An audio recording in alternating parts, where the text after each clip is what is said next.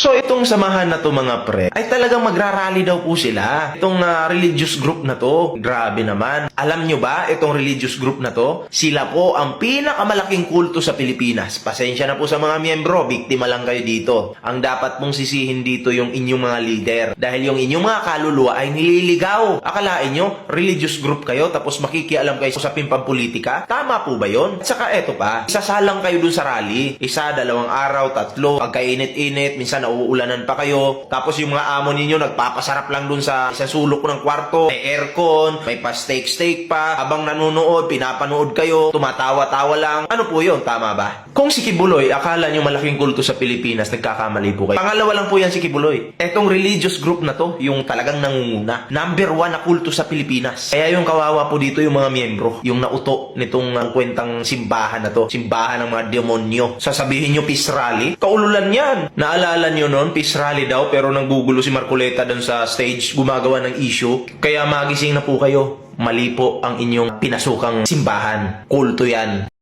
Mayroong isang vlogger na galit sa mga Iglesia ni Cristo dahil magrarally daw ng hanggang 3 araw. Hindi ko alam kung itong tao nito ay matino ang pag-iisip o nabuang na to sa kaisip. Diba? Anong pakialam mo sa mga Iglesia ni Cristo kung magrally? Wala ka namang naiambag. Wala ka rin naiambag doon sa mga nasalanta ng kalamidad. Kahit peso siguro, wala kang ambag eh. Di ka rin naman nagbabayad ng tax siguro eh. Dahil ikaw si Raulo ka na eh.